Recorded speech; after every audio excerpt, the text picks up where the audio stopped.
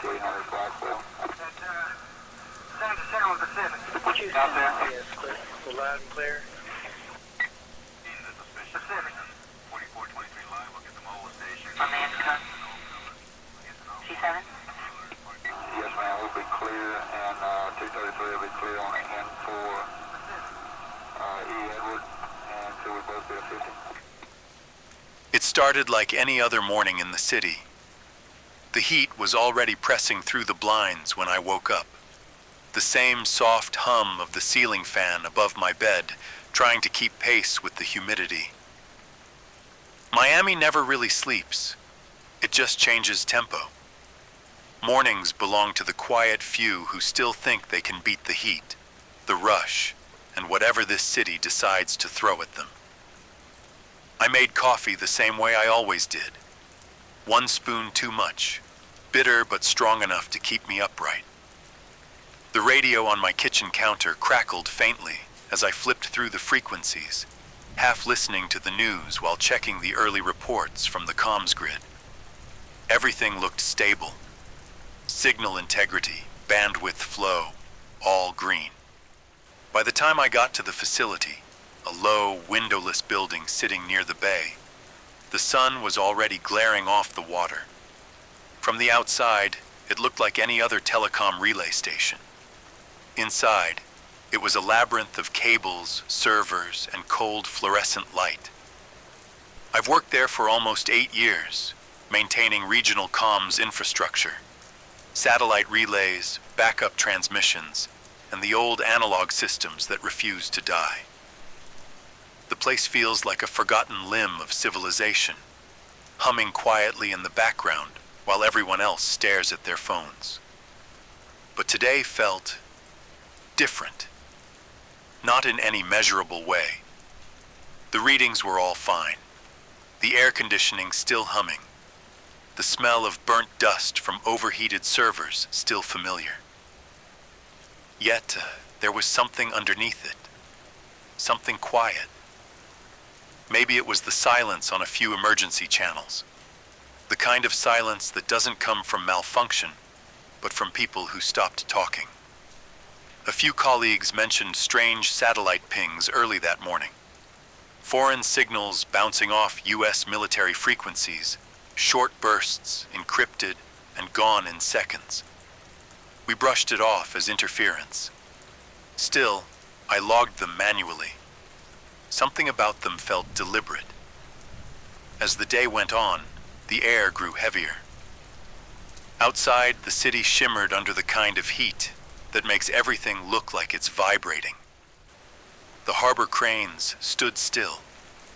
Even the traffic noise seemed distant. There was no real reason to feel uneasy, and yet I couldn't shake it. Maybe it was instinct, or maybe years of listening to static have made me sensitive to the smallest disruptions.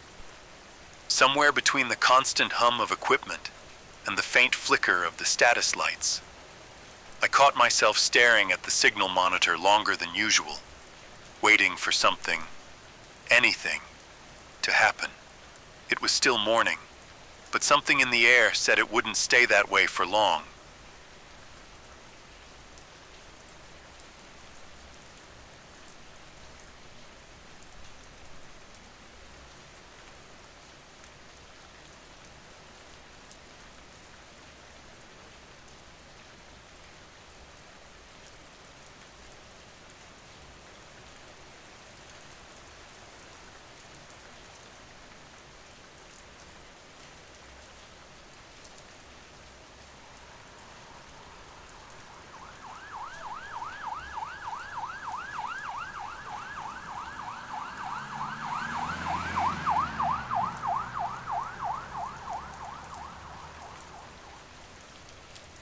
It happened at 9:47 a.m. No sirens, no loud explosions, just a sharp tone cutting through every device in the building. Phones, terminals, wall screens, all flickered to the same emergency broadcast. The message was short. National security alert, potential aerial threat detected. Remain indoors, stay off the roads. This is not a drill. For a second, no one moved. The hum of the servers went on, steady and indifferent, while the world above us seemed to tilt. I looked around the control room. 4 other technicians frozen in place, their faces caught in the pale blue light of the alert screen. Then the noise started. Phones began vibrating all at once. The emergency network switched to high priority, and the comms grid filled with scrambled voices, Air Command, Civil Defense, and half a dozen unverified signals bleeding through the frequencies. I patched into the regional line, trying to isolate the source, but all I got was overlapping chatter. Words like missile, trajectory, unconfirmed, impact zone. I've been through dozens of false alarms before, but none felt like this. The warning tone wasn't local. It came from the National Continuity System, a failsafe that only activates when the continental US is under verified threat.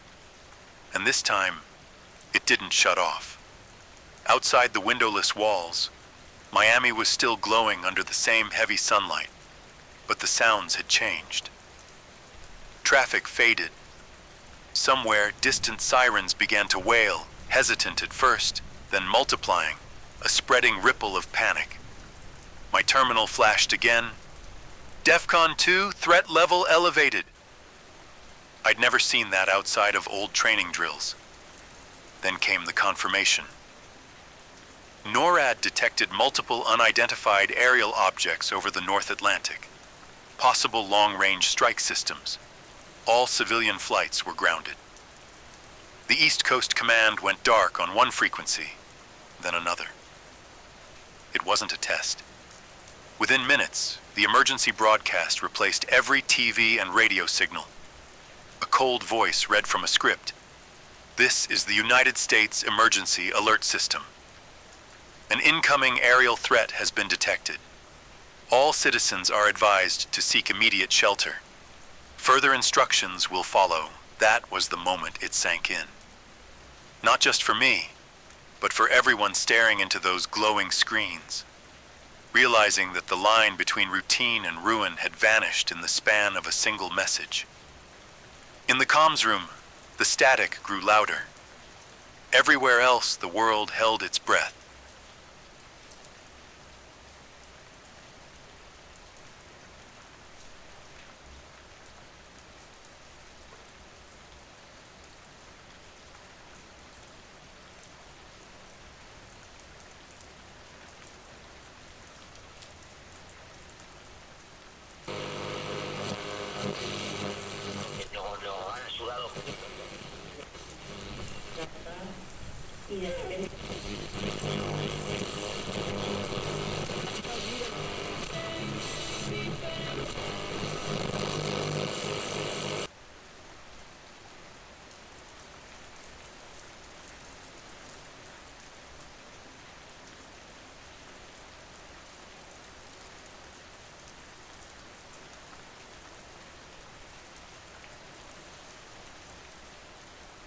By early afternoon, the city was already changing shape. The airspace over Miami went silent. No planes, no helicopters, not even seagulls. Every screen, every radio frequency, every emergency channel now carried the same order.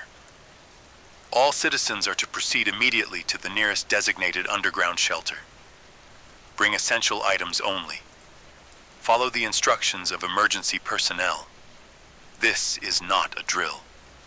The words repeated in a calm, rehearsed voice, but there was something behind it, a tremor. Within minutes, the streets became veins of chaos. Sirens, car horns, crying. People were running with bags half-zipped, holding phones that no longer connected to anything. I stayed behind at the communications center as long as I could, monitoring the grid. The lines were collapsing. Too many signals, too many voices overlapping. I heard the sound of panic transmitted through the system. Soldiers yelling coordinates. Hospitals calling for evacuation. A child's voice lost in the background of an open line. At 1:03 p.m., the automated shutdown order hit the facility. Primary operators to evacuate. All remaining staff to proceed to shelter designation. Bravo sector. That was me. I packed the essentials, a small radio receiver, my ID, a portable transmitter, and the old headset I'd kept since training. When I stepped outside, the sunlight was white and unreal. The streets around the bay were a mess of motion. Police vehicles moving in tight formation, buses packed to the edge, people shouting names over the sound of sirens. They said the shelters could hold everyone. We all wanted to believe that. Mine was beneath an old government building near Coral Way, a facility I'd never even noticed before. We were herded down narrow stairs lit by red emergency lights, the air getting thicker with every step, the smell of sweat, metal, and fear. Inside, the noise became muffled. Rows of people sat along the walls, clutching their belongings. Soldiers moved quietly, giving orders no one questioned. A generator hummed in the distance. I found a corner near the old comms console and set up my receiver. No signal, just static. The concrete walls felt close, like they were listening. Someone whispered nearby, asking if the attacks had already begun. No one answered. The only sound that broke through was the distant echo of another alarm. This one deeper, slower. The kind that means time is running out.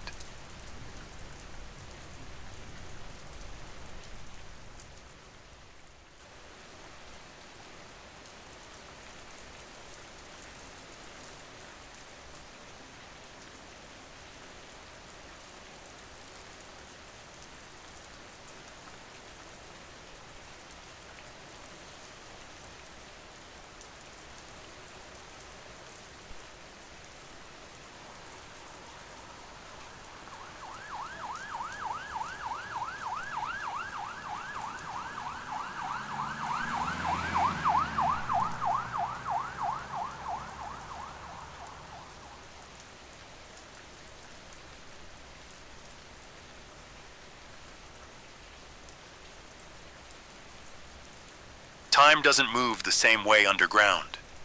Without daylight, minutes stretch into hours and hours dissolve into nothing. No one knew how long we'd been down there. Some said 3 hours, others swore it had been half a day. The truth was that none of us really wanted to count. The shelter was packed beyond its limits. Concrete walls, steel doors, recycled air. Rows of emergency lights flickered overhead, humming with a tired rhythm that made the silence in between unbearable. People sat shoulder to shoulder on the floor, surrounded by bags, blankets, and fear. The air was hot, stale, and heavy with whispers. Families tried to calm their children, but the kids could feel it too. The tension that hung in the room like static. Every sound made people flinch. A cough, a metallic clang, the creak of pipes above. We had food rations, water filters, even a few old TVS mounted on the far wall, but none of them worked. The signal was gone. Someone suggested we were too deep to receive transmissions, but I knew better. The signal wasn't weak. It was missing. At one point, a woman near the back started praying out loud. Others joined her. The echo of voices filled the bunker like a pulse. Desperate, uneven, human. Across the room, a soldier leaned against the wall, gripping his rifle tighter each time someone raised their voice. They weren't trained for this. None of us were. The longer we stayed, the more the air seemed to shrink.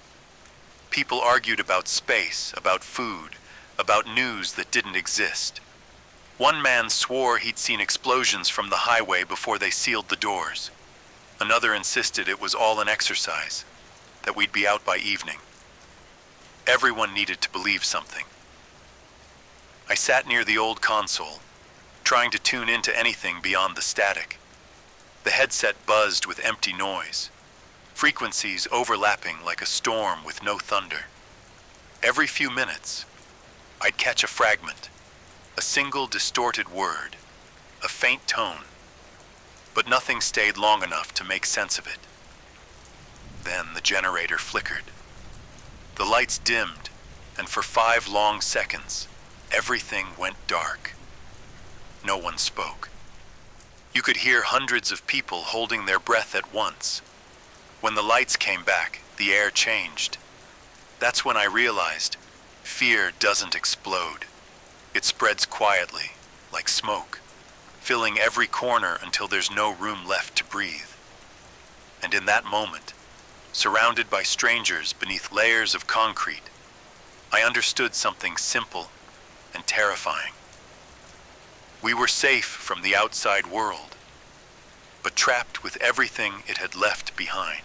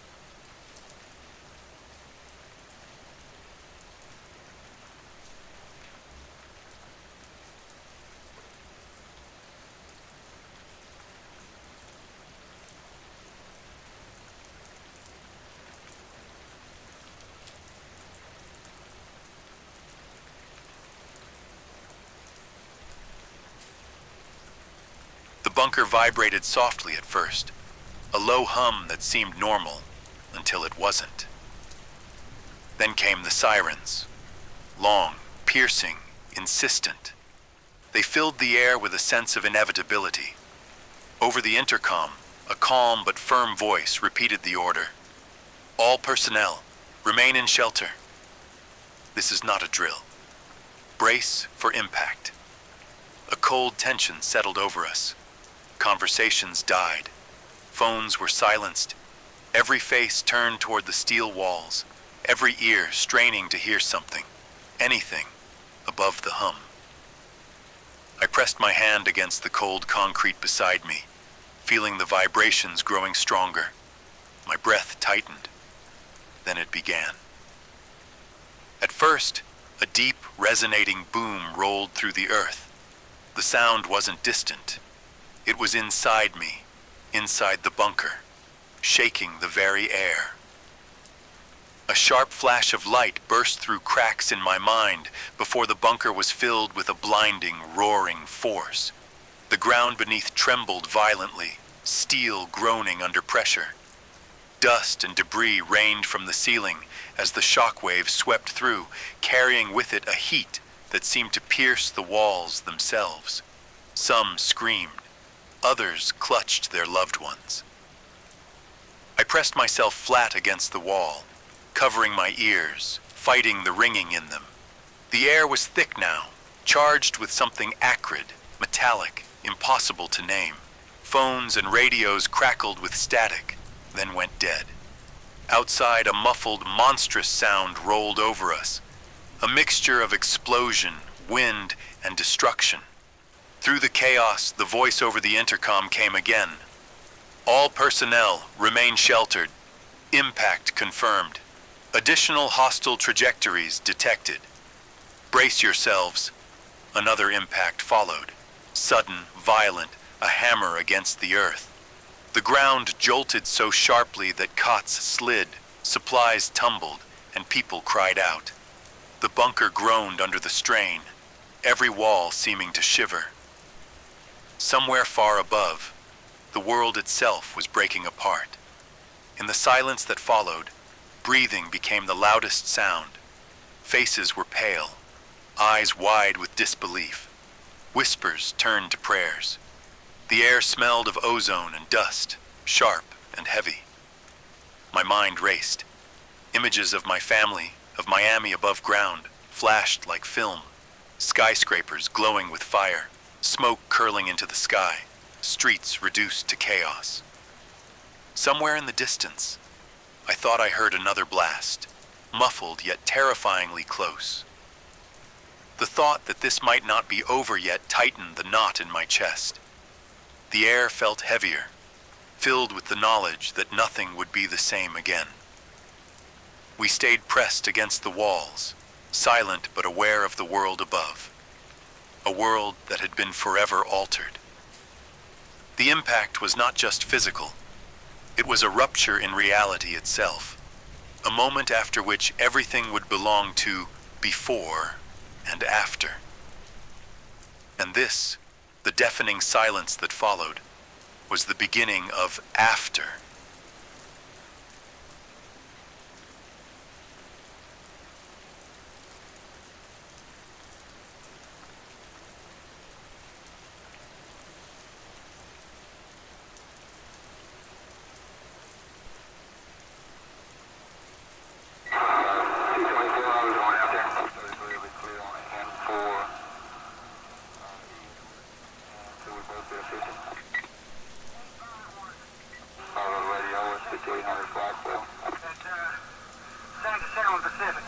Out there. Yes, clear. We're loud and clear. Pacific. 4423 live, look at the mobile station. On the intercom. C7? Yes, ma'am, we'll be clear, and 233 will be clear on the N4 E Edward, and so we both be efficient. When the trembling stopped, silence settled like a shroud. It was not a calm silence. It was the heavy quiet of something broken, a city that had been struck beyond repair. In the bunker, we stayed still, listening.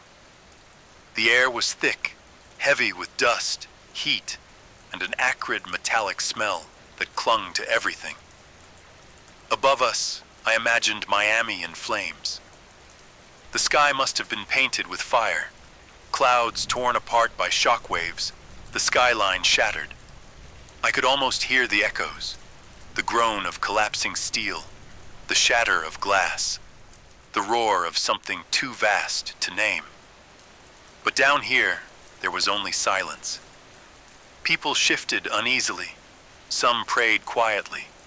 Others stared blankly at the floor, as though trying to process what had happened. The air seemed heavier with each breath, as though it carried the weight of loss. Phones were dead. Radios crackled with static, then went silent. We were cut off, isolated under layers of concrete and steel. I pressed my hand to the wall, feeling the lingering vibration under my fingertips. Somewhere far above, Miami was gone. Not just the buildings, but the lives that had filled them. Families, friends, strangers, all caught in a moment none of us could fully imagine. The intercom crackled faintly. A voice, strained but steady, came through. All personnel remain in shelter. Assess damage. Wait for further instructions. There was no urgency, only exhaustion. The words felt almost symbolic, a reminder that survival now depended on patience and endurance. Around me, people whispered names. There were tears, quiet sobs. Some clutched loved ones. Others held photographs. The air was heavy with grief, fear, and a strange numbness. We sat in silence, the hum of the bunker the only constant. Minutes stretched into hours. Somewhere, the muffled sounds of chaos continued above us. Distant groans of destruction, the occasional blast, faint cries.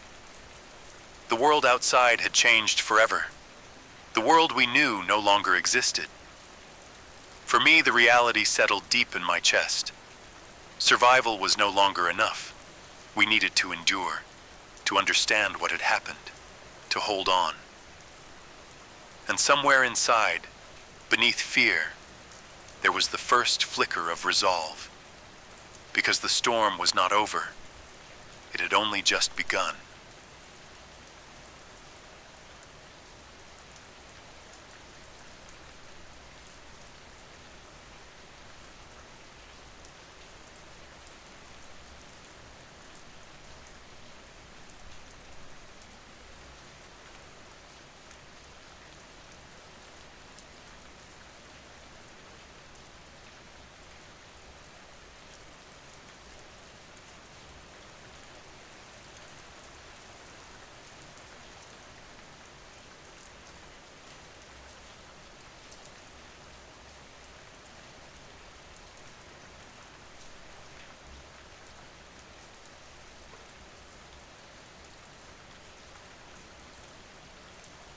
Hours had passed since the blast. The air in the bunker was stale, thick with the metallic tang of dust and fear. People moved quietly, some sitting with their heads in their hands, others pacing, searching for answers that never came. Above us, Miami was unrecognizable, a city erased in minutes, replaced by a haze of fire and smoke. Then the order came. A voice over the intercom, calm, authoritative, but edged with strain, instructed us to prepare for evacuation. All personnel are to proceed to designated exit points. Emergency teams will escort evacuees to safe zones. Remain calm and follow instructions.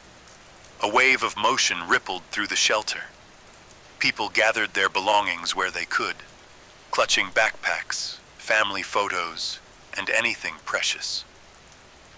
No one spoke loudly. There was no laughter or chatter, only a shared, silent understanding of what survival now meant. I rose slowly, every step heavy with dread.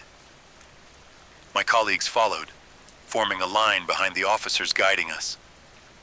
Outside the bunker, dust and ash clung to the air, turning the world into a gray haze. The once vibrant streets of Miami were gone, replaced by a cratered silence, broken by distant groans of collapsing structures and the intermittent cries of sirens. The evacuation route was tense and deliberate. Emergency teams moved ahead, clearing paths and signaling the group forward. Some residents stumbled under the weight of panic. Others pressed onward with quiet determination. Children clung to their parents, eyes wide and silent, their faces smudged with soot. As we moved, the scale of the destruction became clear. Vehicles overturned and scorched, debris scattered like wreckage from some apocalyptic storm. Streetlights flickered weakly, casting eerie glows over the ruined city. In the distance, the remnants of skyscrapers stood like jagged teeth, silhouetted against the faint orange glow of fires still burning. The safe zones were clearly marked, fortified areas with tents, emergency medical stations, and relief supplies. But reaching them was not a matter of comfort. Every step was weighed with exhaustion, fear, and uncertainty. When we finally arrived, the scene was chaotic but organized. Survivors clustered in small groups, exchanging news, checking on loved ones, or simply sitting in stunned silence. Volunteers distributed water and rations, while medics tended to injuries, both physical and unseen. I found myself sitting on a makeshift cot, breathing heavily, watching the crowd. Around me were strangers bound by the same reality. The world had shifted irreversibly, and we were the ones left to face whatever came next. My thoughts went immediately to my family, where they were, whether they had made it to safety, whether I would see them again. The safe zone was no refuge. It was a waypoint, a fragile island of order in the chaos. But for the first time since the attack, there was movement toward something beyond survival, toward rebuilding, toward understanding what had been lost, toward finding a way forward. Outside, Miami lay in ruin. Inside, something was stirring, a will to endure.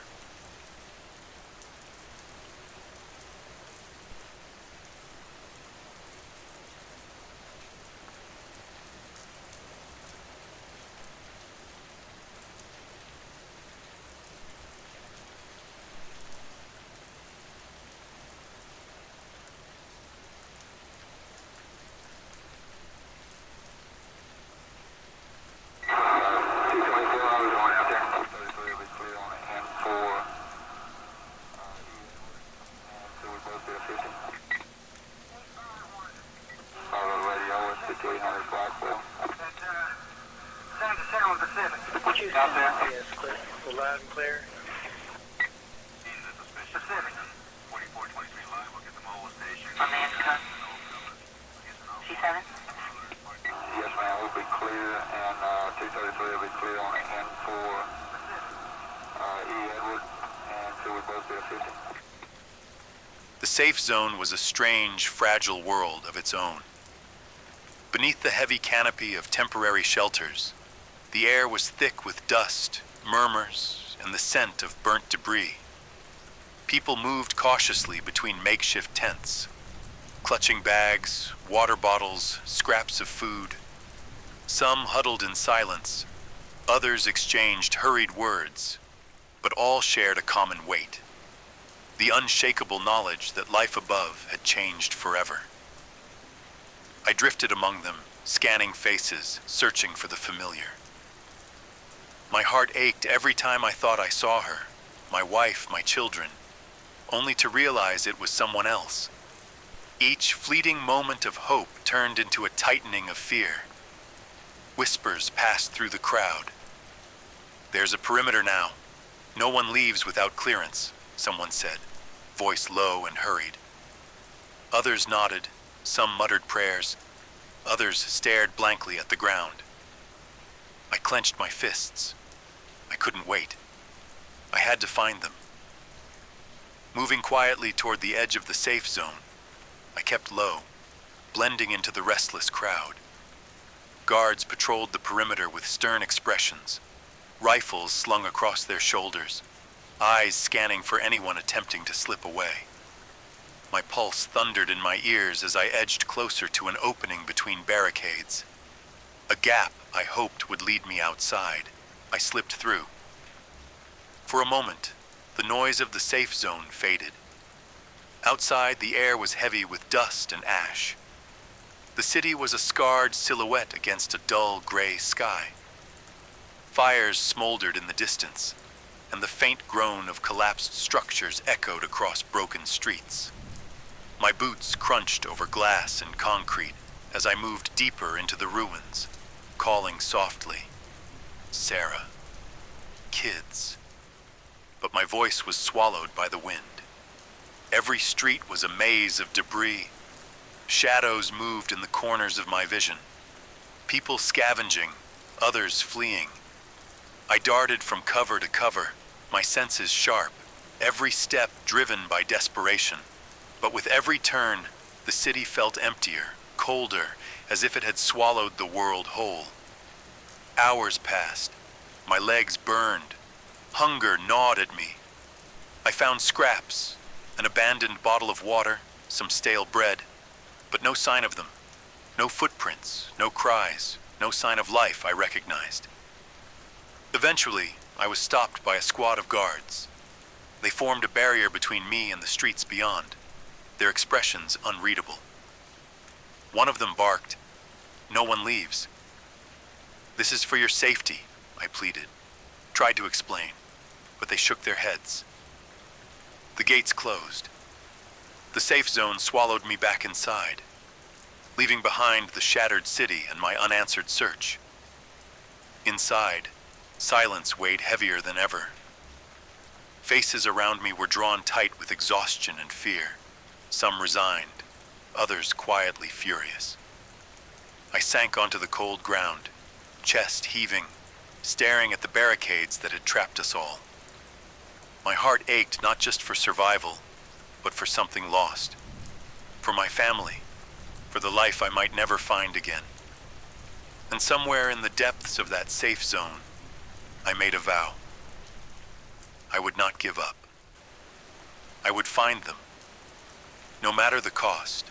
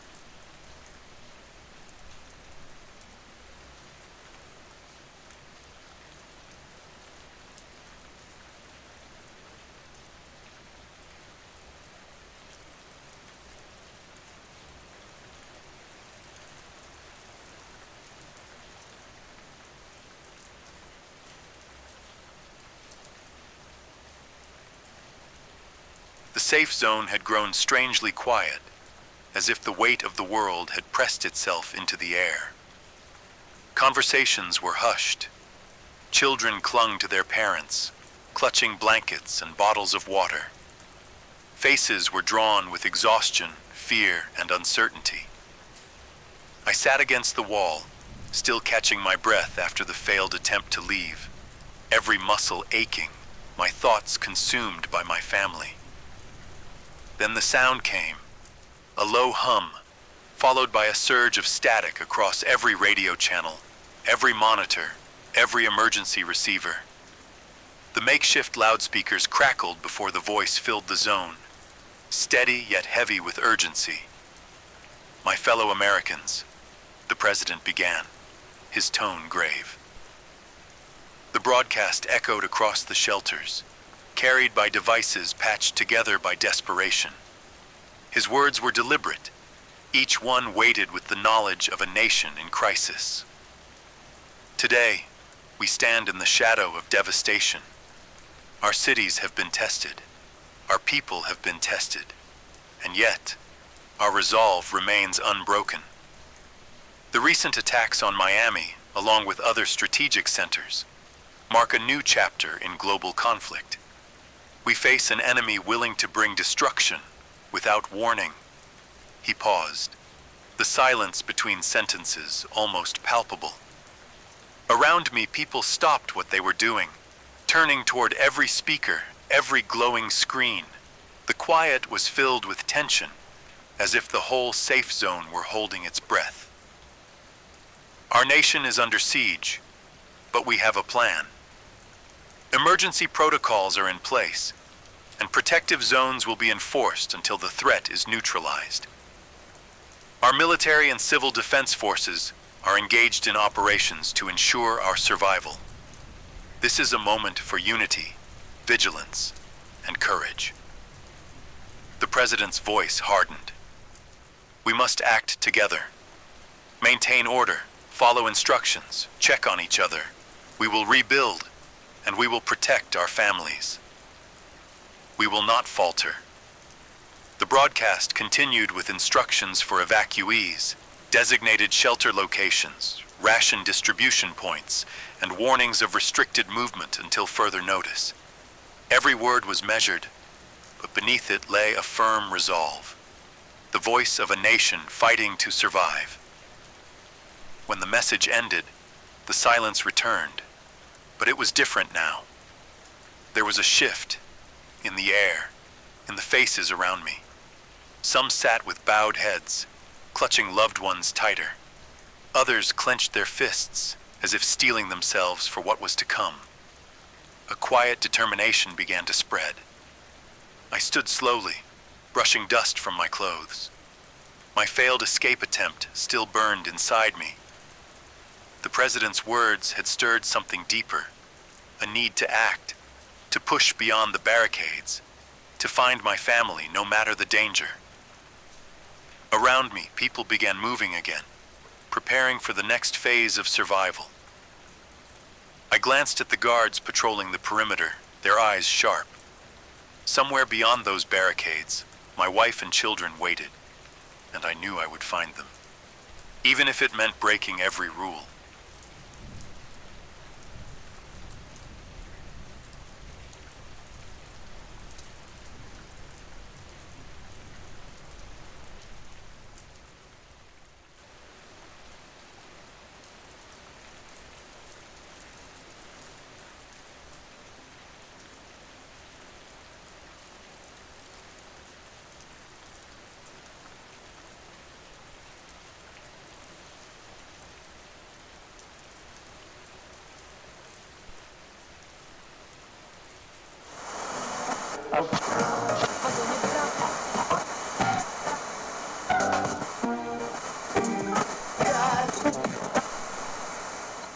The safe zone felt heavier now, the air thick with an unspoken truth. The president's address still echoed in my mind, but so did the bitter memory of my failed escape. I could not stand idle any longer. I would not accept this false safety while my family remained lost. Night had fallen, and under the cover of darkness, I slipped away. The guards' attention was elsewhere. Ration distributions, injured evacuees, and constant chatter over radios. I moved like a shadow through the debris-strewn streets, avoiding patrols, my heart pounding with every step. The city outside was a ruin. Miami was barely recognizable. Skyscrapers were fractured skeletons. Roads melted into twisted metal, and the air carried a metallic stench that burned my lungs. The silence was broken only by distant, intermittent explosions, the groan of collapsing steel, and the cries of those left behind. I pressed forward, following fragments of memory, the routes I knew, the neighborhoods I had walked countless times. Every step brought the bitter taste of hopelessness and rage. I wasn't just searching for my family anymore. I was searching for something to blame, something to tear apart. Hours later, I found her. My wife stood on the edge of a collapsed street, her face streaked with soot and tears, clutching a tattered coat around her shoulders. Relief, shock, and grief collided in my chest. I ran to her, throwing myself against her trembling form. "Where are the kids?" I gasped, my voice breaking. She shook her head slowly, unable to speak, her silence cutting deeper than any explosion. My knees buckled, pain roared through me, grief, guilt, and fury all in one. My children were gone. Gone because of this war, because of humanity's reckless hunger for destruction. In that moment, something in me changed. I looked around at the wreckage, at the desperate faces of survivors, and I felt a dark clarity. I hated them, all of them. Not just the enemy, but every human being who had allowed this to happen. The arrogance of nations, the greed of leaders, the apathy of crowds. We had built this destruction ourselves, and we had paid the price with blood. I took her hand, pulling her close. My fingers tightened until she flinched. "They didn't deserve this," I murmured, my voice low and hard. "And neither do we." I looked toward the horizon, where the faint glow of distant fires painted the sky red. I hate them all. I hate what humanity has become. Around us, the city moaned under its own collapse. The streets were full of ghosts, survivors wandering aimlessly, scavenging scraps of life from ash and ruin. I saw their faces, and my hatred deepened. They were not heroes. They were complicit. They were a species that had chosen war over peace, destruction over survival. We moved away from the ruins, slipping through alleys, avoiding groups of scavengers. My wife clung to me, silent, as we disappeared into the night. My mission was no longer rescue. It was vengeance. And in the burning shadow of Miami, I swore to myself that humanity would remember this day. Not as a tragedy of war, but as proof of its own failure.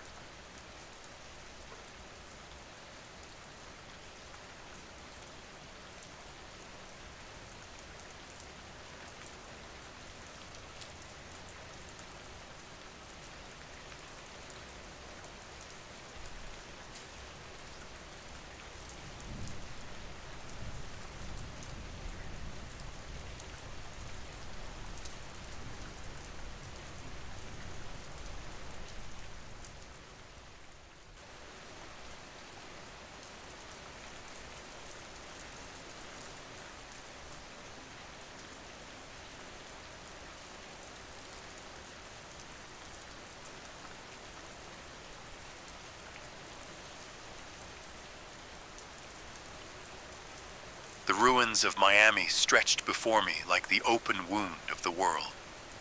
Every street, every shattered building, every scorched monument was a reminder, a testament to what humanity had become. My grief had hardened into resolve. My rage was no longer personal. It was collective, and it demanded vengeance. The safe zones were chaotic. Soldiers moved like ghosts, organizing survivors, distributing what little remained. I approached one of them, a weary captain with eyes like steel. I told him I wanted to join. Not as a civilian, not as a refugee, but as a fighter. He looked at me long and hard. Perhaps he saw the fire in my eyes. Perhaps he saw that I was already lost. "You want to fight?" he asked. "Yes," I said without hesitation. "I want to see the last brick of their empire fall. I want to make them pay. I want justice. No, revenge." That night I swore an oath. I would serve. I would stand shoulder to shoulder with soldiers who would march into hell if ordered. Because I knew one thing. The United States would endure. We would rise from the ashes, we would rebuild, and we would destroy the enemy until nothing remained but dust. Until the last brick of their war machine was ground to rubble. The days that followed were a blur of enlistment, training, and preparation. I traded my civilian clothes for fatigues, my tools for weapons, my despair for determination. Every step was driven by the memory of my children, by the face of my wife clinging to me in the ruins, and by the burning certainty that the enemy would be punished. In the camps, beneath the shadow of scorched buildings and tattered flags. I listened to the orders. Coordinated strikes, precision attacks, relentless offensives. It was not just survival anymore. It was total annihilation. The message was clear. The United States would not stop until the threat was erased, and the enemy broken to its last stone. I trained harder than I ever had. I studied maps, strategies, enemy movements. Every day my rage deepened. Every night, I dreamed of the day we would strike back. Not with hesitation, but with the full force of everything we had left. And I knew, deep in my bones, that America would not falter. Our resolve was iron, our will absolute. From the ashes of our cities, from the cries of the survivors, we would rise. We would answer with overwhelming force. We would leave nothing. As I stood before my unit for the first time in the war's new phase, I felt it in my chest, a cold certainty and a burning fire. This was not just war. This was justice. This was vengeance. This was the final stand. And I would fight until the last breath, until the last battle, until the last brick of the enemy's walls lay shattered. Because this was our America, and we would not fall.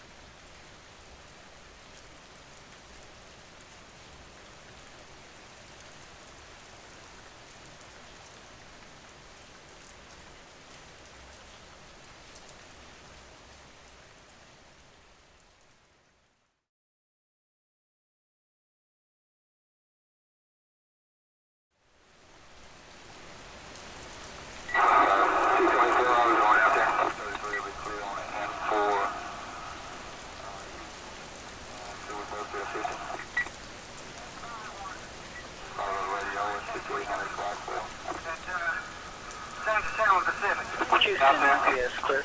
The line clear. Pacific. 4423 live, we'll get the mobile station. America. C7? Yes, ma'am, we'll be clear, and 233 will be clear on the end for E. Edward, and so we both be assisting. This is an open transmission from the southern sector. If you can hear this, you are still alive. Stay where you are. keep the line open. At approximately 3:46 local time, Jacksonville was struck. The first detonation came from offshore, a flash over the Atlantic, silent at first, followed by a wave that tore through the harbor and the streets beyond. The night sky turned white, then red. Witnesses said it looked like dawn had come early, but the light didn't fade. It just spread. The naval base at Mayport is gone. The docks, the ships, the fuel depots, all burning. Those who managed to transmit before the network collapsed described entire vessels lifted from the water, then disappearing into fire. Within minutes, the shockwave reached the downtown district. Windows shattered in towers across the river. Bridges twisted. Entire neighborhoods near the coastline vanished in smoke. Power grids failed almost immediately. The last functioning substation overloaded and shut down before sunrise. The only light left in the city came from the fires and from the sparks that crawled across downed power lines. The air is thick with ash. Radio towers hum with residual static. Evacuation orders never reached the population. The emergency network failed before the alert could spread. Interstate 95 became a corridor of confusion. Cars colliding, engines overheating, families running on foot through the darkness. Some fled west toward Baldwin, some north toward Georgia, but most stayed, waiting for instructions that would never come. A military voice was heard over the shortwave before cutting off. Command sector compromised. Immediate blackout. All personnel relocate. No recovery possible. No further message followed. We believe the strike was targeted at the naval infrastructure, not the civilian population. But that distinction no longer matters. Residential blocks along the St. Johns River are flattened. Fires continue to spread through the suburbs. Emergency crews are unaccounted for. Hospitals are without power. The few generators that survived are reserved for field triage, but fuel is running out fast. There are unconfirmed reports of secondary impacts north of the city, possibly aimed at radar installations or communication uplinks. The sound of distant explosions has continued for hours, sometimes close, sometimes faint, always the same hollow echo that shakes the windows and stirs the dust from the ceiling. For those still in Jacksonville, avoid major roads. Stay underground if you can. Do not approach the harbor. The coastline is unstable and parts of it are collapsing into the water. Stay away from large metallic structures. Residual charge from the blast has made some areas dangerous to touch. If you still have a functioning radio, switch to low-frequency bands. The high ranges are filled with interference, possibly deliberate jamming. Use short transmissions only. Conserve power. We will attempt to send updates every hour on this frequency, if the transmitter holds. If you can hear this, know that there are others still transmitting. You are not alone. Hold the line.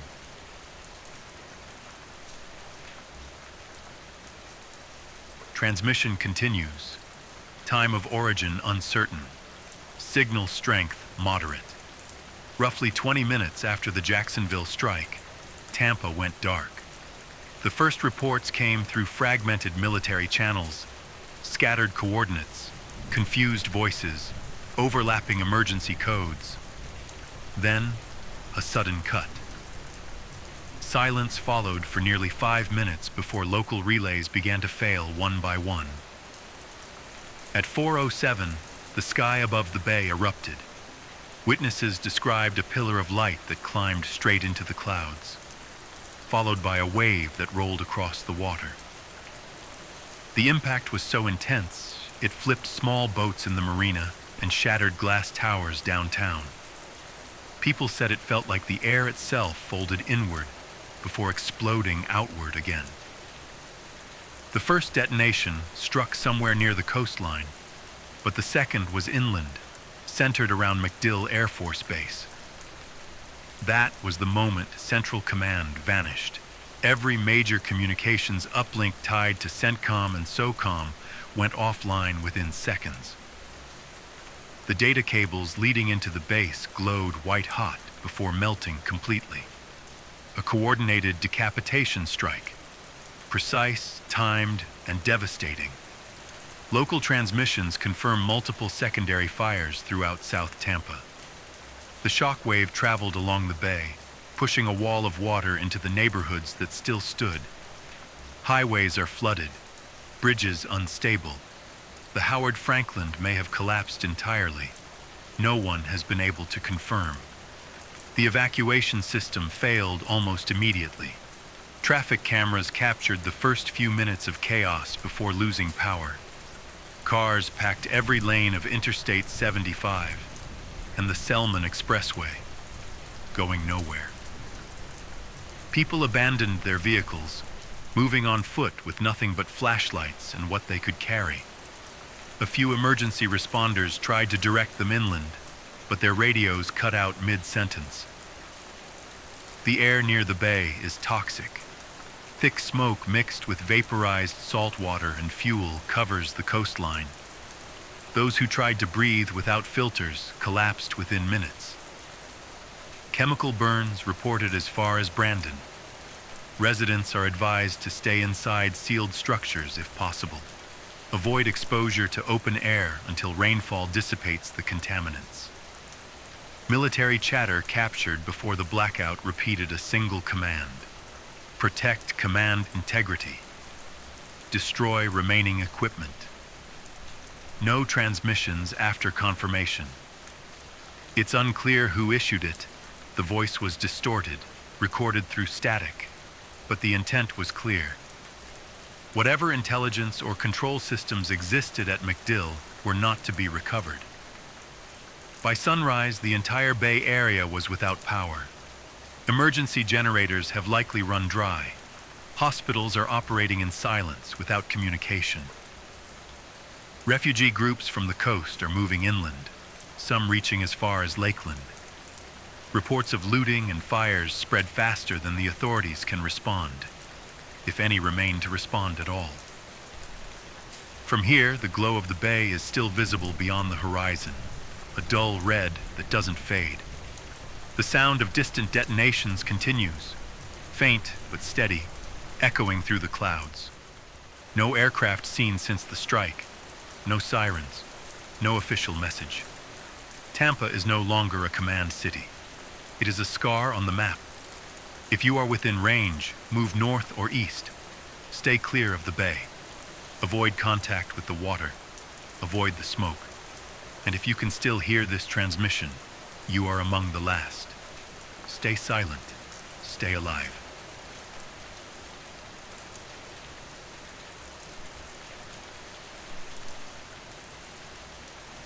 The pattern is clear now. These weren't random strikes. Jacksonville and Tampa were chosen, not for who lived there, but for what they controlled. In every major conflict, the first goal is to blind the enemy. You take out their eyes, their voice, and their hands. Jacksonville was the voice, the naval arteries connecting the Atlantic fleet to the coast. Tampa was the mind, a city that housed command, coordination, and intelligence for operations far beyond the continent. Together they formed the backbone of the southeastern defense grid. Now, both are gone. Mayport, before the attack, held one of the largest concentrations of naval power in the eastern United States. Carrier groups docked for refueling, submarines on standby, surveillance aircraft scanning the Atlantic corridor. In an instant, that network was erased. Without Jacksonville, the Atlantic flank is blind. No early detection, no command relay, no shield for the coastline. MacDill Air Force Base in Tampa was the other half of the system. It wasn't just another military installation. It was the nerve center of CENTCOM and SOCOM. From there, Missions were coordinated across multiple continents. It held communication lines to overseas operations, intelligence relays, and nuclear deterrent controls. Whoever planned these strikes didn't aim to destroy cities. They aimed to paralyze command itself. This was a message sent through precision. 2 cities hit within the same hour with 0 warning. It implies reconnaissance, satellite tracking, inside knowledge of timing and defense readiness. The attackers knew when to strike, where the signals converged, and how to erase them completely. That level of accuracy doesn't come from improvisation. It comes from months, maybe years, of quiet preparation. And yet, the political silence is louder than the explosions. No declaration of war, no official statement, no enemy identified. Only fragmented reports, burned data caches, intercepted frequencies, partial transmissions hinting at a coordinated assault from across the ocean. But the truth is simpler and harder to face. It doesn't matter who launched first. The result is the same. Command is gone. For those listening inland, understand what this means. Without Jacksonville, supply chains collapse. Fuel convoys that once left the docks every 12 hours now sit empty or destroyed. Without Tampa, there is no central authority. Orders can't travel. Defenses can't coordinate. The southern region is effectively disconnected from the rest of the country. Military doctrine calls this a decapitation strike. Remove the head, and the body flails, confused, desperate, unable to respond. The consequences are already visible. Scattered defense units acting on outdated orders, civilians evacuating in conflicting directions, rogue transmissions claiming authority they no longer have. Still, there's a cruel logic in it. By hitting both cities, the attackers didn't just cripple a region, they erased confidence. They replaced strategy with fear, and fear spreads faster than any fire. No one can say what comes next. But if this was the opening act, the next phase will not be limited to Florida. Whatever began tonight was designed to spread. Stay alert. Keep your receiver tuned. The pattern will repeat. Different cities, same intent. Blind, silence, and sever. It has been 3 days since the strikes on Jacksonville and Tampa. The smoke still hangs low over the coast, thick, oily, and unbroken. Satellite images show entire districts swallowed by fire. From above, the cities look like hollow shells, blacked-out grids where light used to pulse, highways twisted into rivers of steel. Rescue operations are still ongoing, but communication remains unstable. Jacksonville's emergency command was re-established west of the river, though it's barely functional. They operate from what used to be a high school gymnasium, using battery radios and handwritten reports. The number of confirmed survivors changes every hour, sometimes up, sometimes down, as new shelters are found or destroyed by aftershocks and secondary fires. In Tampa, the Bay Area has turned into a graveyard of ships. Dozens of tankers and cargo vessels drift half-sunk, leaking oil into the black water. The smell carries for miles. Evacuation ferries are still trying to move civilians toward Clearwater and St. Petersburg, but the routes are slow and dangerous. The bridges are damaged. Some collapse without warning. Most people are now on foot, moving west with what little they can carry. Panic is spreading faster than any official statement can contain it. Residents as far as Atlanta and New Orleans are flooding stores, buying food, batteries, and gas cans. Some highways heading north are completely gridlocked, not from refugees, but from fear. Every rumor of a new target sends thousands into motion. There's talk on the airwaves about Miami, Houston, even Norfolk being next. No one knows the truth, and that uncertainty is eating at what's left of calm. The government continues to broadcast short, automated messages on the emergency bands, repeating the same phrase, "Shelter in place." Do not engage. Await official evacuation instructions, but no one trusts the voice anymore. People want faces, names, someone to tell them there's still a plan. Instead, they get static, looping commands, and silence in between. Across the southeast, shelters are overflowing. Schools, stadiums, churches, all turned into makeshift refugee centers. The air smells of sweat, diesel, and fear. Children sleep on gym floors. Old men sit with radios pressed to their ears, waiting for a sign that the nightmare isn't spreading further inland. Every few hours, there's another flash reported somewhere on the horizon. Sometimes lightning, sometimes something else. Each one sends ripples of panic through the crowds. No one dares to sleep for long. And through it all, the same question echoes on every frequency, in every whispered conversation. Is it over? Or is this just the beginning? 5 days since the Florida strikes. The sky over the East Coast feels heavier now, as if the air itself is waiting for what comes next. Everywhere the same uneasy rhythm. Silence, rumor, panic, silence again. Washington has not spoken. The president remains unseen. Official communication channels are frozen under what's being called Continuity Protocol 7, a full military lockdown of information flow. In simple terms, the government has gone dark. What remains are scattered voices, regional transmissions like this one, and the quiet hum of a nation that no longer knows who's in control. New York and Chicago are still intact, but both cities have declared a state of emergency. Curfews, military checkpoints. People are hoarding, not just food and water, but gasoline, weapons, even radios. Every antenna, every rooftop dish has become a lifeline.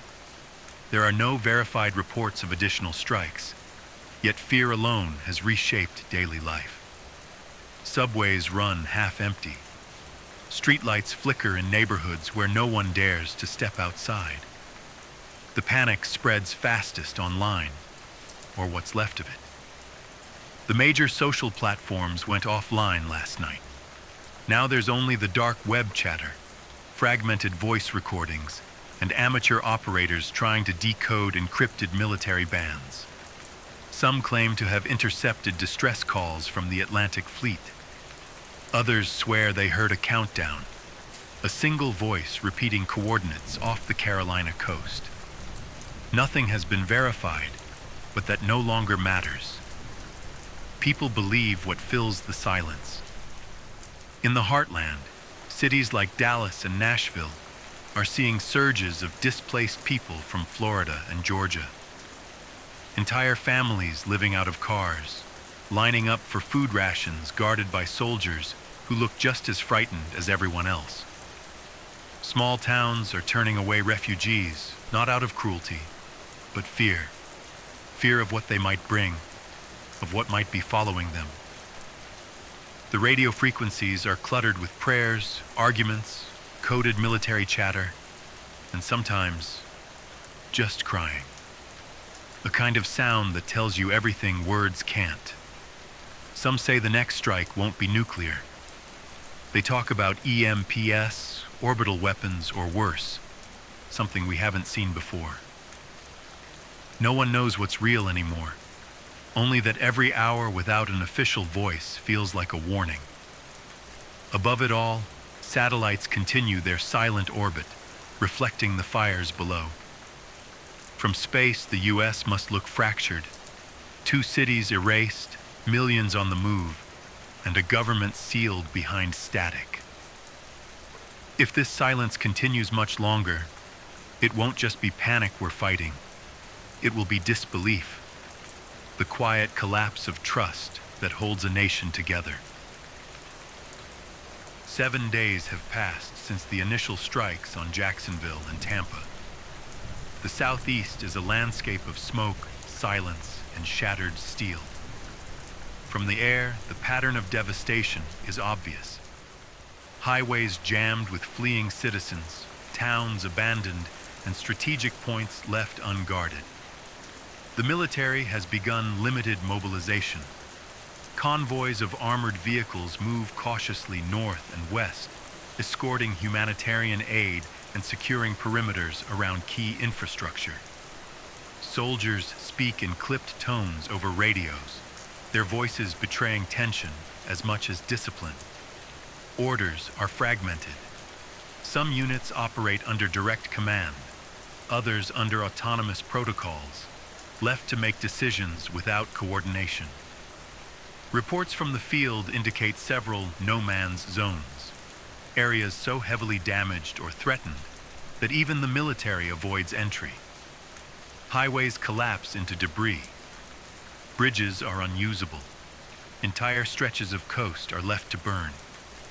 The purpose is clear. Focus forces where they can act, avoid predictable traps, and minimize further loss of life. The threat of additional attacks lingers like a storm cloud.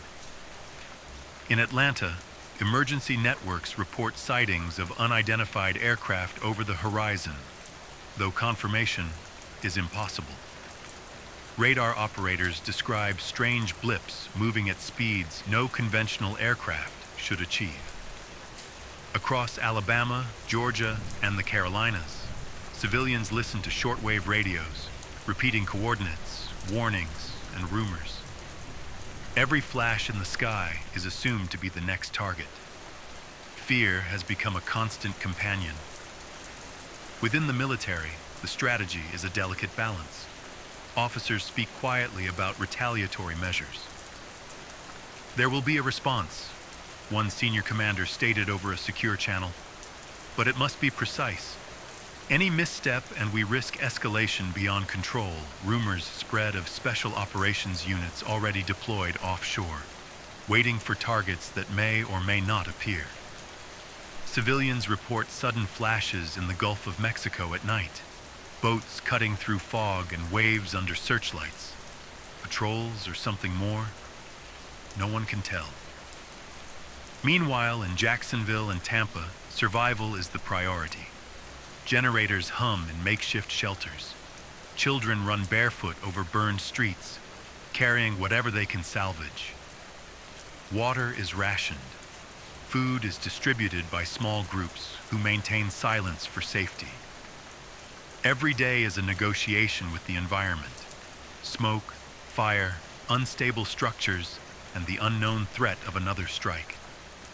On the radio, messages oscillate between instructions, pleas, and static.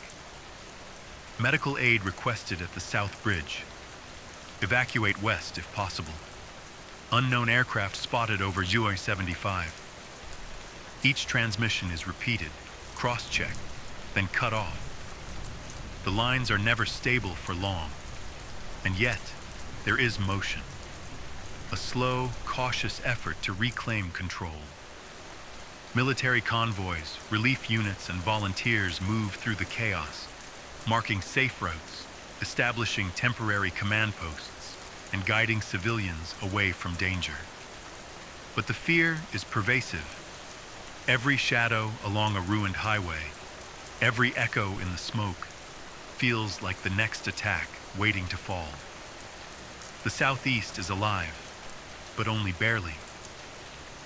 Survival has become a matter of timing, awareness, and endurance.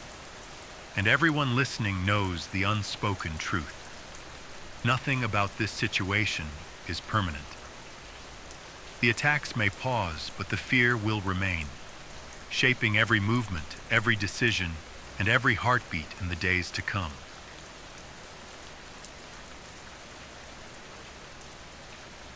The streets of Jacksonville and Tampa are silent now, but not empty. They are filled with echoes, the remnants of life, whispers of movement, the faint creak of structures that might fall at any moment.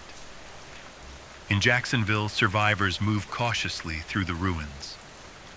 People walk in small groups, carrying children or whatever possessions survived the fire. Clothing is torn, faces covered with ash and soot, eyes wide with a fear that never eases. Some stop at collapsed intersections, listening for distant sounds, the low hum of metal settling, the occasional crack of a fire consuming a home, or the faint echo of voices calling out for help. Tampa is no different. The bay is black with oil and debris. Families navigate through flooded streets, sometimes wading ankle-deep through water that smells of salt and burnt fuel.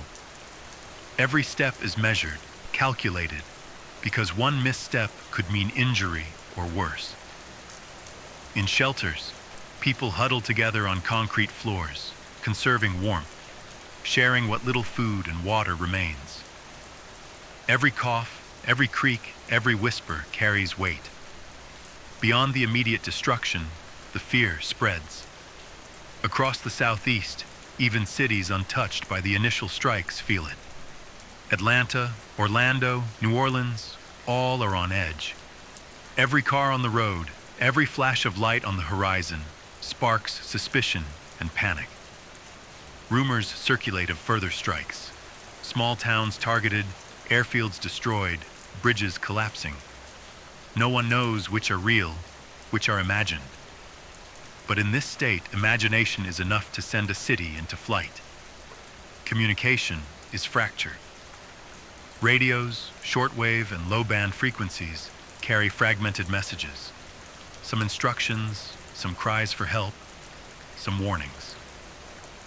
Even these signals are unreliable. Static often overtakes the transmissions, leaving only the last words. Do not move. Danger. Keep inside. Yet survivors cling to them. Even broken, uncertain messages provide the faintest thread of connection to the world beyond the ruins.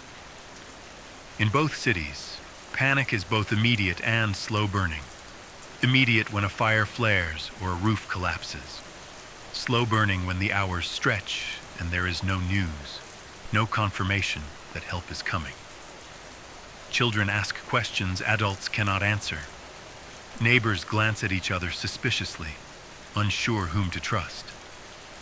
Fear takes root in every gesture, every hesitation, every glance at the empty horizon. And yet, amid the smoke and rubble, life persists. Small acts of survival continue. A woman helps a child climb over debris. A man breaks open a water tank for neighbors. People share blankets, ration food, whisper directions through alleys no longer marked on any map. Even in terror, some order is carved from chaos. Outside the cities, the rest of the nation watches. The unknown strikes, the sudden silence of major hubs, and the slow trickle of refugees carry one clear message. Nothing is safe. Every city, every coast, every highway feels exposed. The fear of what might come next spreads faster than any attack. For now, Jacksonville and Tampa breathe precariously, quietly through the ash. And everyone listening knows the truth. Survival is measured in hours, minutes, heartbeats. The next moment could change everything.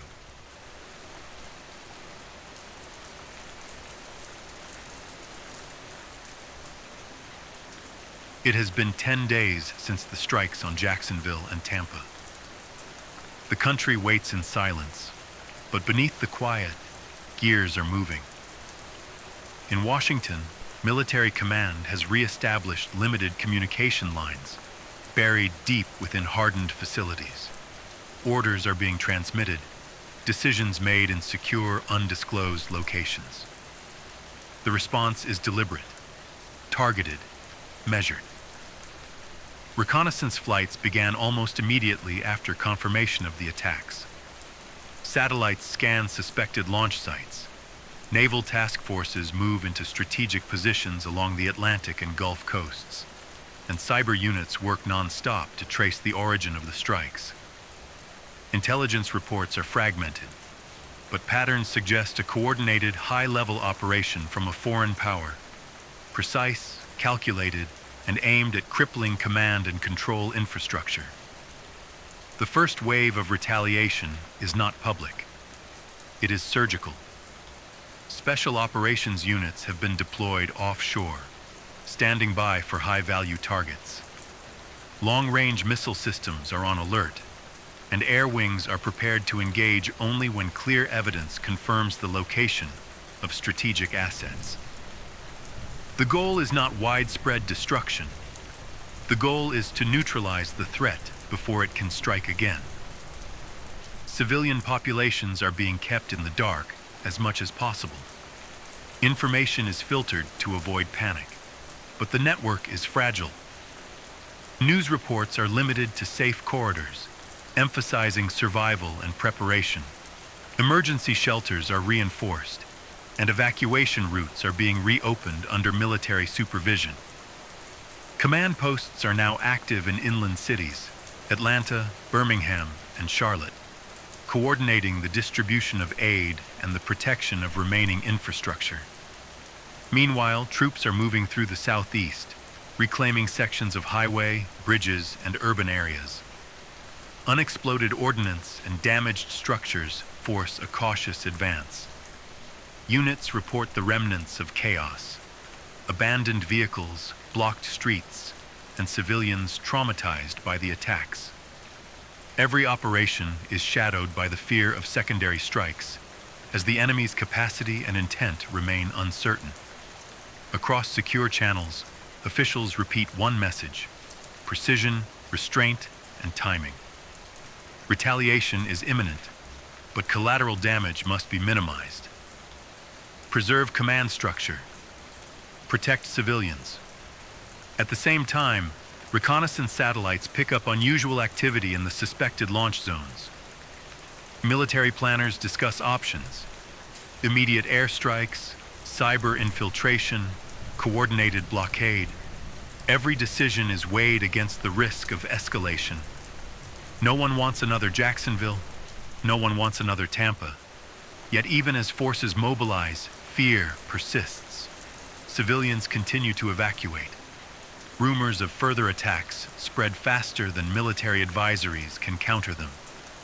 Every flash on the horizon, every unconfirmed report keeps the nation on edge. The streets of inland cities are crowded with families fleeing perceived danger. Every car, every suitcase, every packed backpack is a reminder that panic moves faster than strategy.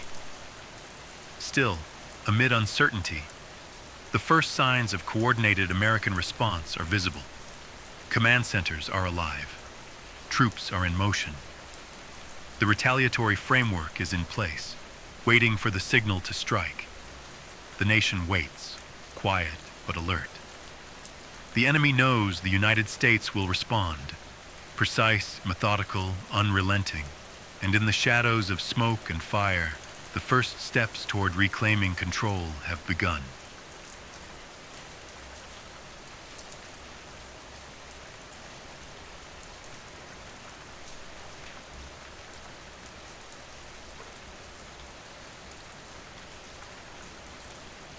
"15 days since the initial strikes. The country has moved from shock into action. The silence has ended. The response is deliberate, forceful, and unmistakable. Command nodes once isolated by the attacks are beginning to speak again, their voices low and precise. Orders flow through hardened channels. Reconnaissance, identification, engagement.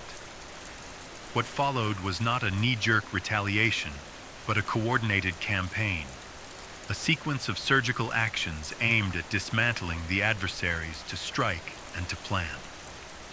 Within hours of confirmation, long-range assets were deployed.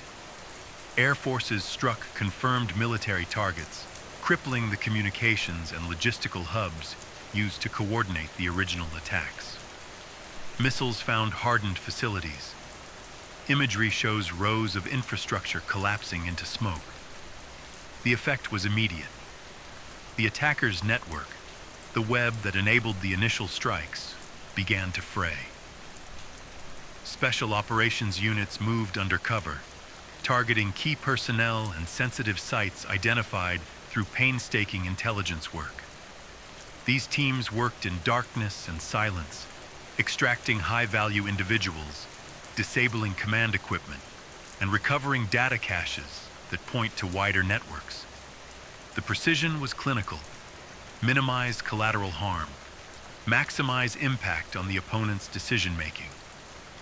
Naval and air patrols enforced no-go zones where necessary, intercepting suspect movements and preventing resupply. Surveillance drones hung over suspected staging areas, their feeds relayed to analysts who picked apart patterns in real time. Every detected transmission was hunted. Every cluster of activity was cataloged and, when confirmed hostile, neutralized. On the home front, the change was visible. Supply lines that had been choked open again under military escort. Convoys moved with purpose, bringing fuel, medicine, and essentials to shelters and field hospitals. Bridges and thoroughfares were secured. Where fear had once paralyzed a population, a cautious confidence began to return. The state had acted not in panic, but with intent. For civilians in the struck cities, the strikes in return were a bitter relief. Distance did not erase the trauma, but it shifted perception. Explosions that once meant catastrophe now also signaled retribution for those who had chosen to attack. People watched distant plumes of smoke and debated whether each plume marked justice or escalation. Either way, the balance had changed. Communications from military command emphasized restraint, even as they promised consequence. We will neutralize the threat to prevent further strikes. We will avoid unnecessary harm to civilians. That balance guided every mission. The aim was strategic degradation, to remove the adversary's capacity for coordinated offensives, not to burn whole regions into ruin. Initial assessments show the campaign working. Command cohesion among the attackers appears disrupted. Logistics are hampered. Encrypted links are compromised. Intercepted transmissions reveal confusion and rerouting, a sign that centralized planning has been fractured. Yet the theater remains tense. Retaliation buys space and time, not certainty. Civilians are told to remain vigilant, to heed evacuation orders, and to trust verified channels only. The nation has answered. The message is clear and adamant. Aggression will be met with resolve.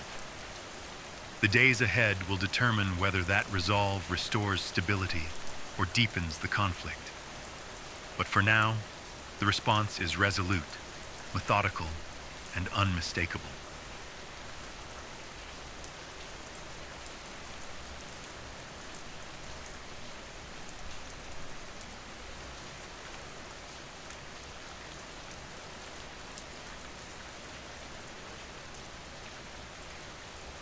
"30 days from the first flash, the horizon begins to shift.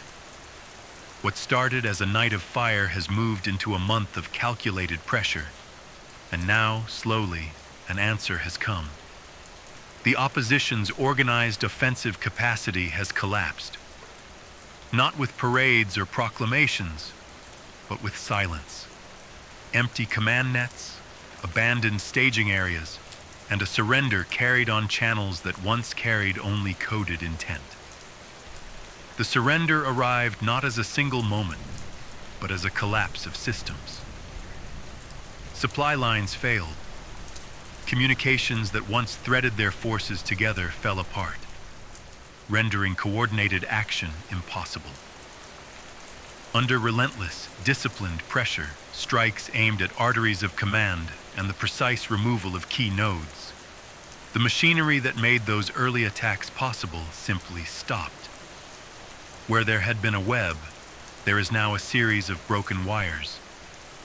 Across the field, small groups laid down arms. Aerial corridors once choked with activity grew quiet. Naval movements stalled. In remote pockets, skirmishes flared, then faded. The larger structure, the center that ordered and planned, acknowledged that it could no longer sustain a campaign. They sought terms. They offered surrender. The message was terse, mediated through intermediaries and encrypted channels now under watchful eyes.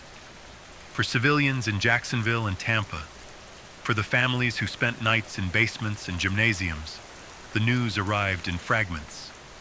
A whispered confirmation on a handheld radio, a bulletin posted on a makeshift board, a relay operator's exhausted laugh. Relief does not sweep away loss. It does not rebuild what the fires took, nor does it fill the empty beds of those who did not return. But relief changes the tenor of tomorrow. It opens a narrow space to breathe, to count, to mourn, and to begin the slow labor of repair. There is another story beneath the military logs and satellite images, the story of a people tested and not broken. For every shuttered storefront and burned block, there are lines of neighbors helping neighbors, clinics running on borrowed time and fuel, and volunteers moving with a resolve that does not ask for credit. The strain has been immense, the grief deep, but there is a stubbornness that does not yield.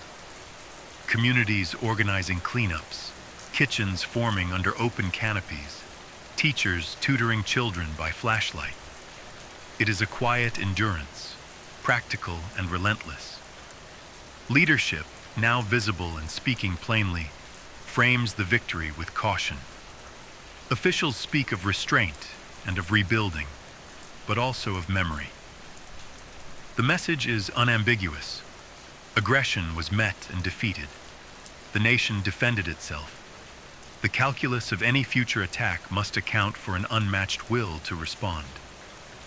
There is a vow, repeated across official lines and in the hushed conversations of townsfolk. The nation can absorb pain, but it will answer pain in kind, and it will not forget. Globally, the surrender ripples outward. Allies step in with aid, with engineers and medicine. Neutral states watch navigational lanes open and trade routes tentatively resume. Institutions that once bent under the weight of fear begin to reassert routines. Yet the world has changed in ways that will be measured for years. Alliances recalibrate, defenses are hardened, and arguments over accountability will shape diplomacy for a long time. This chapter closes not with triumphalism, but with the hard light of consequence. Victory here is not the erasure of cost. It is the decisive end of a campaign that threatened to unravel normal life. The people who endured the worst now stand in a landscape of rubble and memory, and with steady hands, they begin to rebuild. The final voice in this transmission is neither boastful nor vengeful. It is resolute. Let it be recorded that when struck, the nation answered with force and with purpose. Let it be recorded that the people who lived through the dark days stood firm, sustained one another, and carried forward. And let it be remembered, endurance does not mean passivity. It means surviving, learning, and ensuring that any who would inflict such harm know they will face a response as determined as the nation they challenged.